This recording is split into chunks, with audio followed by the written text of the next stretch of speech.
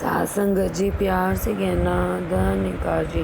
साध संगत जी आज दासी आप जी के सामने माता जी की दिव्य दीक्षा भाग 1 का नया टॉपिक निरंकार आनंद का स्रोत, जो माता जी ने तमिलनाडु कोयम्बतूर में किया 7 जनवरी 2019 को, वो आप जी के सामने रखेगी। आप जी ने प्रवान करना है। माता जी कह रही हैं कि साध संगत जी आज इधर सत्संग के आरंभ से ही हमने अलग अलग भाषाओं में सब संतों के द्वारा इस परमपिता परमात्मा का गुणगान सुना है।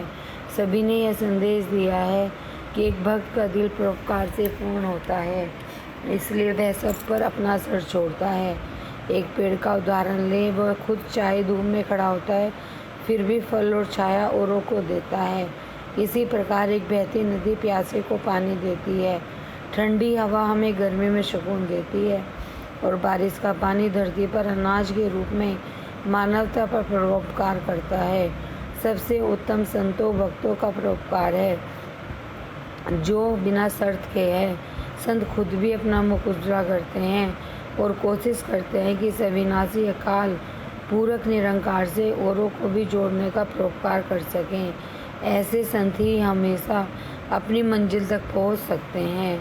तो महापुरुषों माता जी का कहने का भाव यही है कि संत अपने भले से पहले दूसरों का भला सोचते हैं। वो अपना मुख उजला करने से पहले औरों का मुख उजला करते हैं। वो ही संत हैं। वो कैसे करते हैं? जब ब्रह्म ज्ञान उनके कर्म में आ जाता है, और वो ही अपनी मंजिल तक पहुंच सकते हैं। तो आज दुनिया में हम देखते हैं कितना शोर है। अखबारों में जो माहौल देखने को मिलता है, उससे यही पता लगता है कि मनुष्य का सुख चैन तो प्राप्त करना चाहता है, पर उसे सही रास्ता नहीं दिखाई दे रहा। कई बार जब हम कहीं जा रहे होते हैं और किसी से रास्ता पूछें, तो शरारती व्यक्ति हमें गलत रास्ता बताकर भटका देता है, लेकिन भक्त जन हमें सही रास्ता बताकर हमारी आत्मा का कल्याण करते हैं। इसके बाद हमें पता चलता है कि हमें यह जीवन क्यों मिला है। जब ये जीवन यात्रा संपन्न होगी तो हम कहाँ जाना है। धर्म ग्रंथों में लिखा है कि 84 लाख योनियों के बाद ये मनुष्य शरीर मिलता है, कि 84 लाख सोनियों के बाद ये मनुष्य तन मिलता है।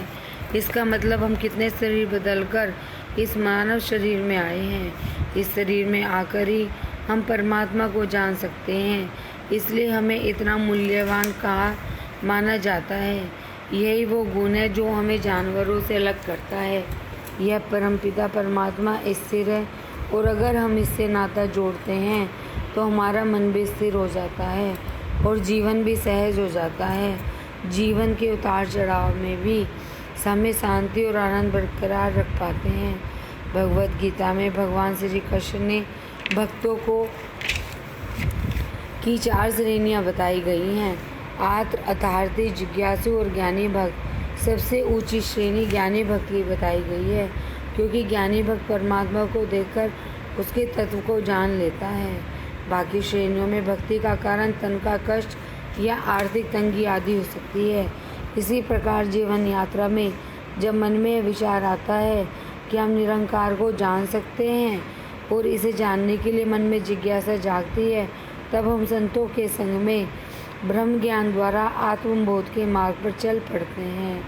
ब्रह्म ज्ञानी संत हमेशा निरंकार का गुणगान करते हैं और यह अरदास करते हैं कि हमसे जाने अनजाने में भी किसी का दिल न दुखे। जाति, नस्ल आदि के भेदभाव से ऊपर उठकर आप सभी एकत्व का परिचय दे रही हैं।